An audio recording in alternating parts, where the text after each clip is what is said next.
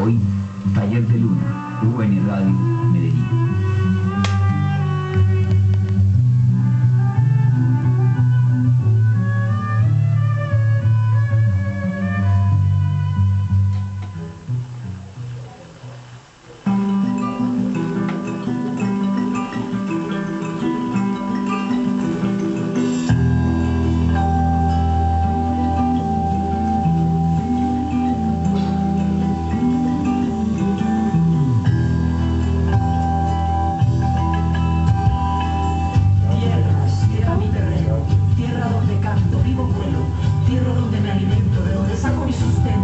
Tierra, mi mamá, mi hermana, mi abuela y la tu mamá. Tierra donde mi semilla depositaré algún día y la veré crecer y florecer. Y el canto, como vuela el viento, polinizará el nuevo pensamiento.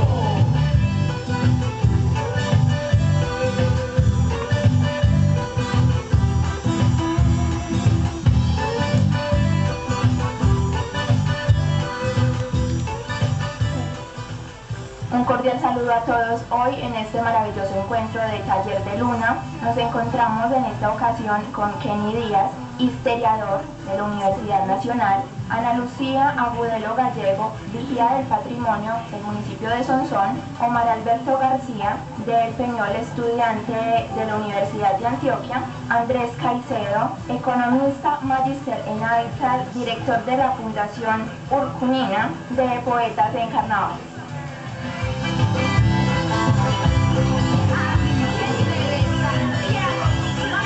Sí, son una buena callada que estuvimos con nosotros la semana pasada y que queremos que hoy también continuemos ese diálogo tan interesante que quedó como en el aire. Entonces hay mucho por hacer. Para empezar el programa, yo sugiero que Omar nos lea unos fragmentos de un amigo nuestro que manda un texto desde México.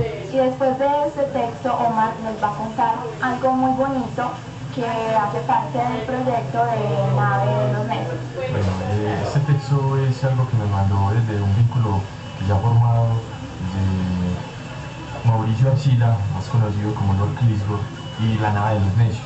Entonces nosotros le mandamos a México la Nave de los Necios y él nos mandó unos texticos, se llama Pase de abordar. Las serpientes mudan de piel, los hombres de prejuicios, la mujer es fuego y viento, el hombre tierra y agua, sublimemos los elementos, lo vivo aparenta lo muerto, sé muerto bien definido. Muy bien, muchas gracias. Bueno, aquí hemos hablado de muchas cosas, pero no hemos tocado el tema de los niños. Y a mí sí me interesaría saber cómo hacemos para inculcar en los niños este amor por la cultura, el ser autocríticos, que me parece bastante importante que en este momento los medios de comunicación, los mismos maestros, por decirlo así, digamos que no nos permiten dejar libres todas nuestras ideas, nuestras opiniones y aprender a criticar lo que sucede a nuestro alrededor. Y también de cómo se puede fusionar el arte e incentivar a los niños para que amen el arte, para que hagan arte y para que crean en sus talentos. Creo que antes de que respondan los amigos de Barca de los Necios, hay una experiencia maravillosa que se hizo en Pasto, unos talleres de literatura con niños y que ha venido creciendo y que se ha ido extendiendo. Me parece importante que empiecen entonces con esa respuesta. Sí, acordate, Fercho, pues que hemos tratado de hacer que se llama la Escuela de Poesía del Carnaval, ¿cierto? Que lo vamos a retomar porque siempre las cosas, o sea, uno no tiene que tenerle temor a hacer altos en el camino ni a parar las cosas, sino simplemente a reeditarlas porque a veces pueden salir mejor, como la comida, ¿no? Bueno, el amor, el amor también hay que reeditarlo también para que salga más bonito. Entonces, Fernando, acordate pues de esa experiencia que le hicimos con unos pequeños chicos, pero también nosotros desde la Fundación trabajamos con un proyecto que se llama Se Buscan Escritores. Ese proyecto es un seminario de 3 días en el cual nosotros trabajamos 6 mundos. Hemos llamado al asunto de estudiar la literatura y al producirla mundos, porque son mundos donde uno construye la historia, construye la fábula, idea otras cosas, y entonces en este momento nosotros hacemos eso. La primera experiencia fue en el municipio de Yacuanquer. Trabajamos con 35 niños de ese municipio, pero fueron 50, es decir que tuvimos bastante acogida. 50 muchachitos que pueden buscarlos, cualquiera lo busca en la página se buscan escritores del municipio de Villacuanquel y van a encontrar esa experiencia. Son cerca de 40 producciones, a los muchachos les publicamos en un blog y también por físico en la revista, les publicamos eso. ¿Cuál es la idea? La idea es incentivarlos a escribir, a perderle miedo a la página en blanco, a escribir lo que sienten, porque la gente piensa que es que ser poeta es cosa del otro mundo, o ser escritor es cosa del otro mundo, o ser cantante es cosa del otro mundo. Es simplemente de este mundo, pero con pasión, con berraquera, metiéndose ahí. Entonces desde ahí se enseña. Bueno, comparto mucho la posición de Andrés en cuanto de que es la disciplina, hacer las cosas con pasión. Nosotros dentro de la nave, pues por el momento, respondiendo un poco a la pregunta de Alejandra, no hemos empezado a trabajar todavía digamos, con niños o con lo que se conoce como infancia, ¿cierto? Sin embargo, han habido otros procesos dentro del municipio, dentro de los cuales yo he participado, o sea, yo como Kenny Díaz he participado y me he vinculado a ello. Era un proyecto que tenía con unos amigos de allá que hacen teatro y trabajan en el lado de la plástica. Era llamado Festival Cultural al Aire Libre, el Peñón Respira. Entonces nos íbamos para cualquier vereda o cualquier sector del municipio, montamos unas telas, había una obra de teatro, el canelazo, los juegos por aquí, el pintacaritas, una película, vamos a leer, ¿cierto? Tratando de integrar, como comentábamos en el programa anterior, todos los lenguajes, ¿cierto? Que el lenguaje no solamente es la escritura y la lectura, ¿cierto? Desde esa posición, digamos, que tiene muchas culturas y que en parte ha significado la dominación de muchos pueblos, ¿cierto? Por el desconocimiento de los lenguajes. Entonces la idea es integrar todos los lenguajes, ¿para qué? Para que sea una expresión cultural, colectiva.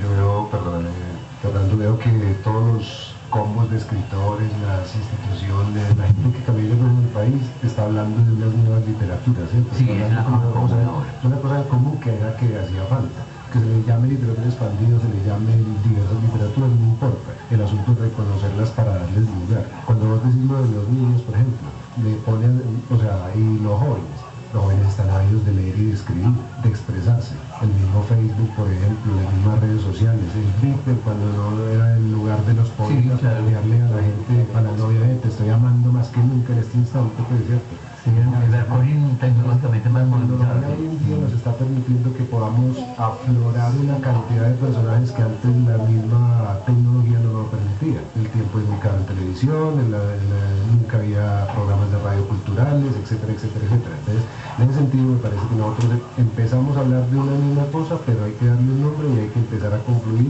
en esas sinergias y en esas potencialidades que tenemos.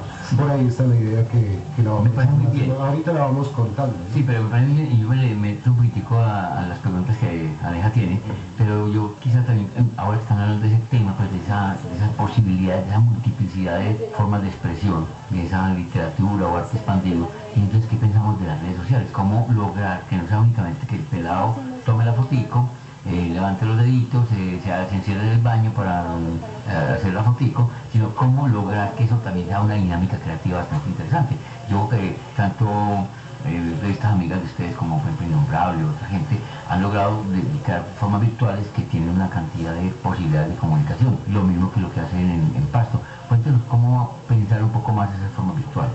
Nosotros desde la nave hemos utilizado las herramientas tecnológicas que nos ofrece pues, la humanidad en estos momentos y hemos visto como el Facebook, como incluso también tenemos una página de blog, aunque un poco incipiente, pero ahí hay textos montados, hay la posibilidad de leer. Hemos visto como ha sido una forma de convocar a la gente, ha sido una forma de llamar y a conocer. Tenemos una página en Facebook y en la cual estamos montando textos cada 15 días, rescatando autores peñoleros. Es como lo más importante, la literatura propia de nosotros, lo que nos identifica, y a través de los medios hemos puesto a leer a mucha gente, hemos puesto a discutir a mucha gente, y hemos puesto a ver imágenes a mucha gente de qué es la nada de los necios, y les llama mucho la atención esa necesidad, qué bacano, esa necesidad hacía falta, porque el síndrome de la Merced, como diría algún amigo mío, nos ha oscurecido el horizonte. Sobre el mismo tema, sobre las redes, sobre los... Pero o sea, vos sabes que, por ejemplo, el mismo blog, ¿cierto? Es un uso en positivo de todas estas tecnologías. Los muchachos, por lo general, así, uno que va a Facebook, encontrarse los chismes de los demás, pues, ¿cierto? Y las cosas que publican, las cosas acertadas, etc. Entonces, ¿qué hay que hacer? Es simplemente, primero que todo, en la juventud hay que generar liderazgo sobre lo que sea, pues, así sea para bailar, poner a bailar un trompo. Pero lo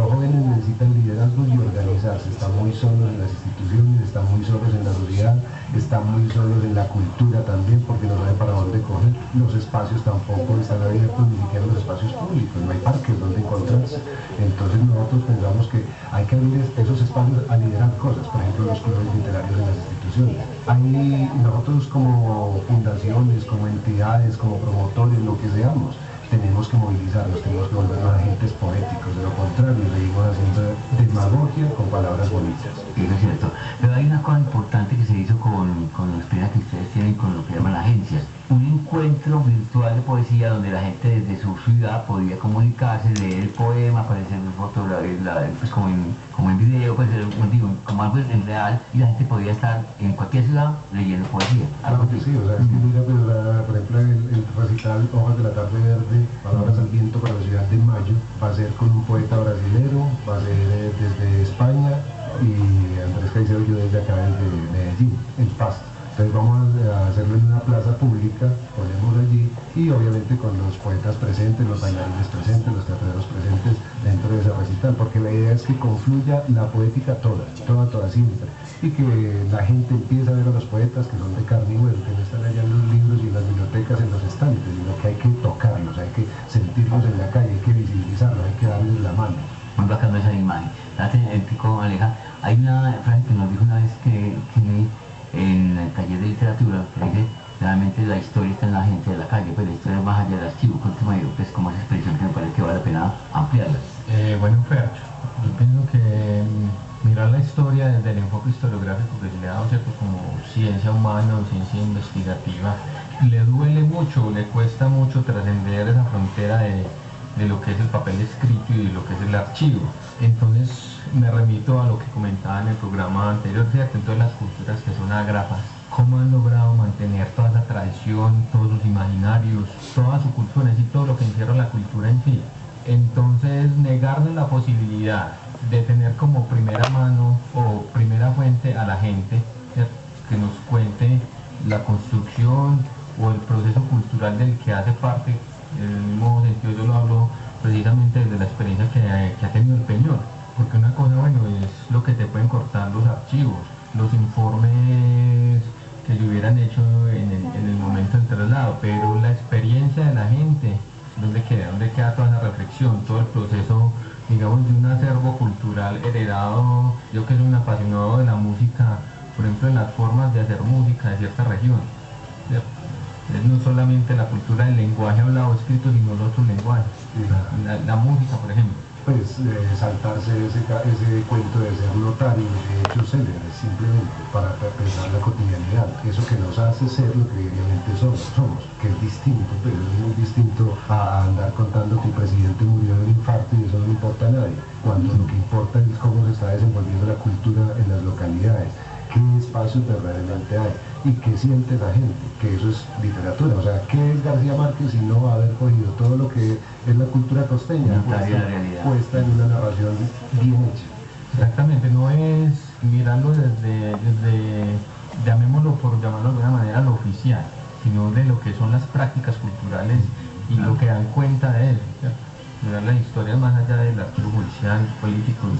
Alguien decía una cosa muy bella, es tan cultural como la historia de cómo aprendimos a amarrar los zapatos, porque a partir de esa historia está la historia del calzado, los desnudos, bueno, ese asunto tiene toda una connotación, no todo el mundo tiene la misma forma de amarrar sus zapatos, pero Occidente casi toda tiene los mismos dos orejitas, eso es todo un cuento que muy atávico, muy atrás. Entonces se vuelve una manera de ver la cultura desde lo cotidiano.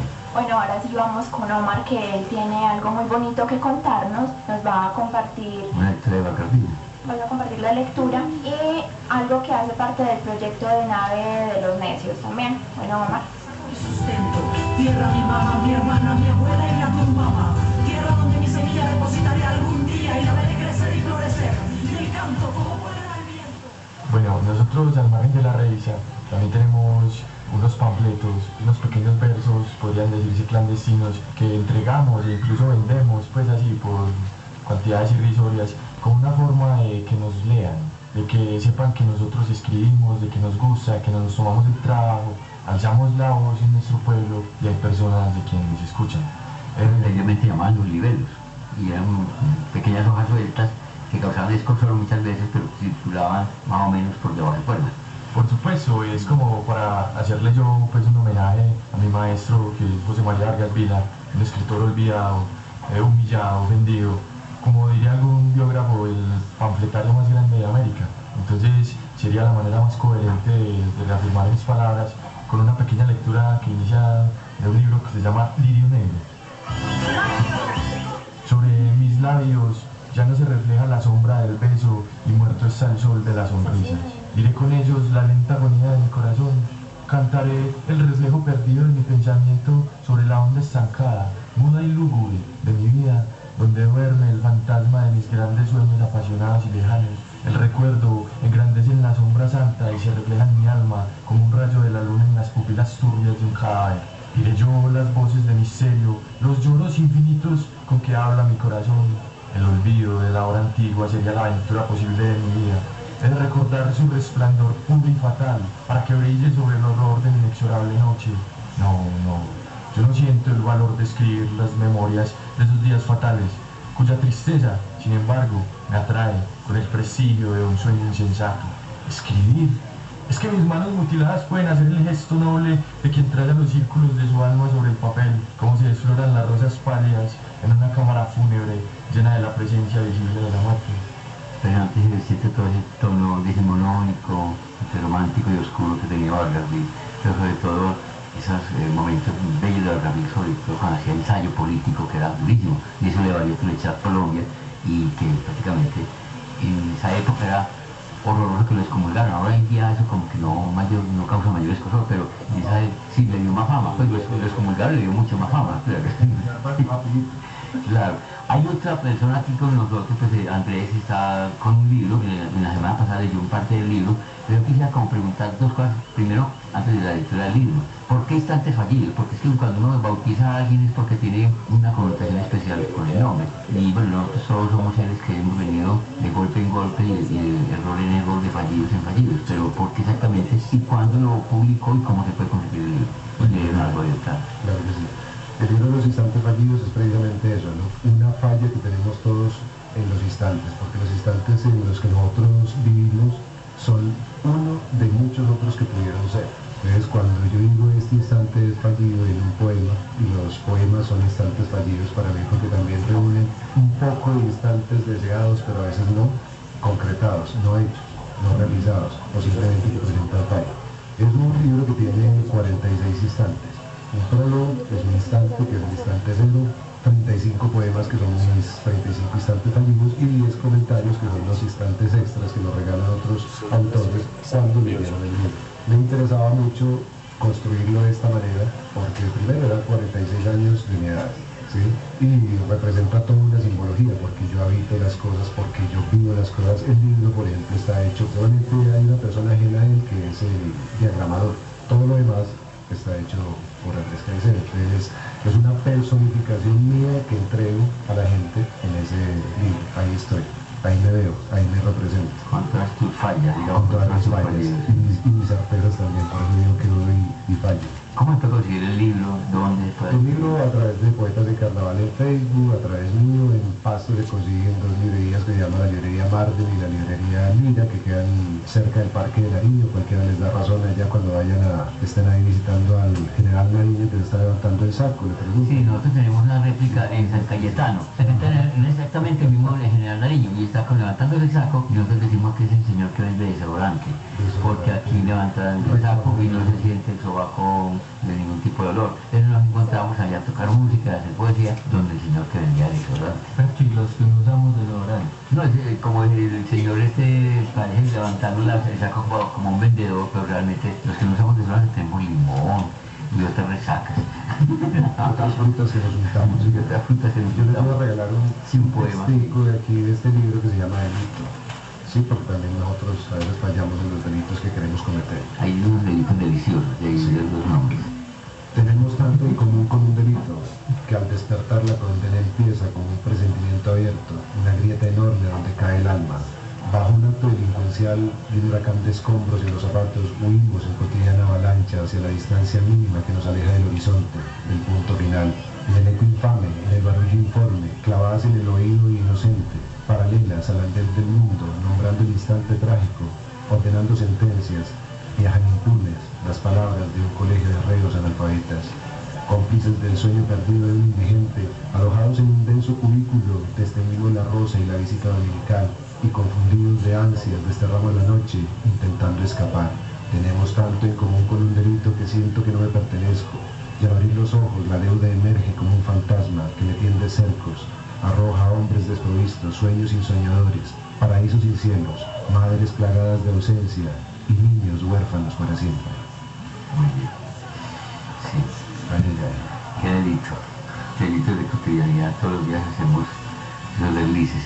Bueno, yo quisiera que tanto Andrés como los compañeros de la revista La Barca de los Niños dieran las direcciones, porque la semana pasada las vimos, pero posiblemente haya gente con oyentes nuevos y podemos como que la gente pueda comunicarse con ellos. Pero también hay otra cosa, acuérdate, una invitación a que empecemos a pensar un gran festival de alternativo de poesía aquí en Antioquia, ¿cierto?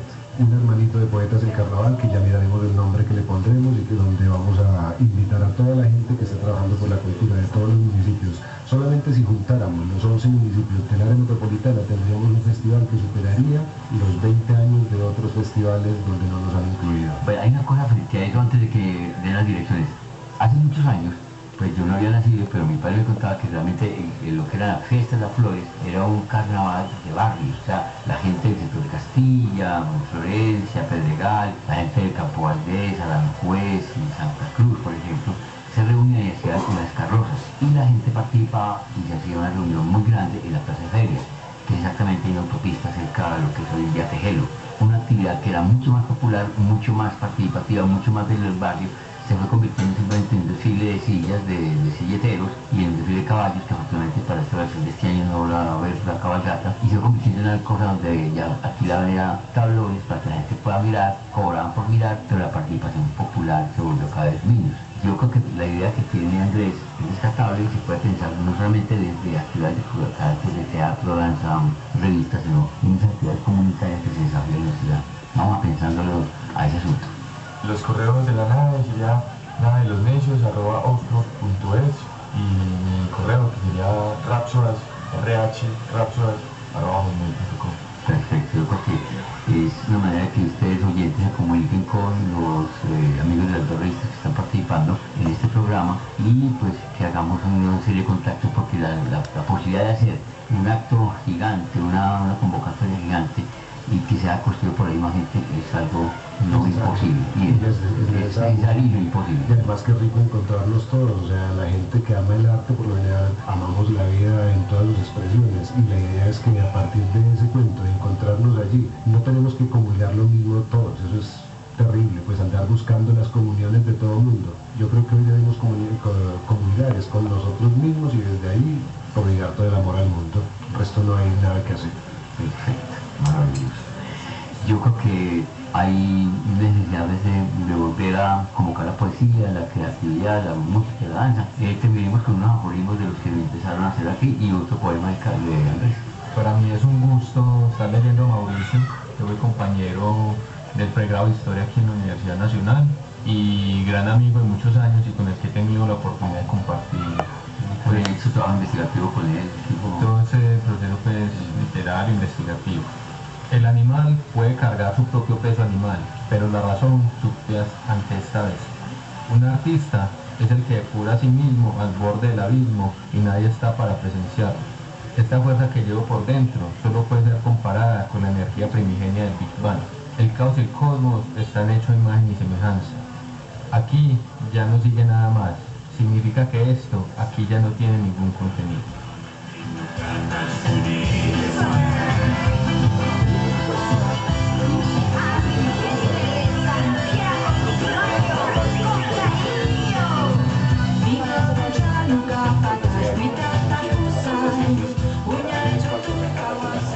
Bueno, un poemita para... Bueno,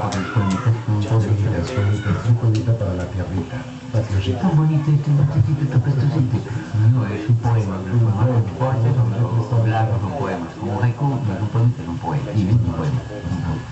Alegría y veneno.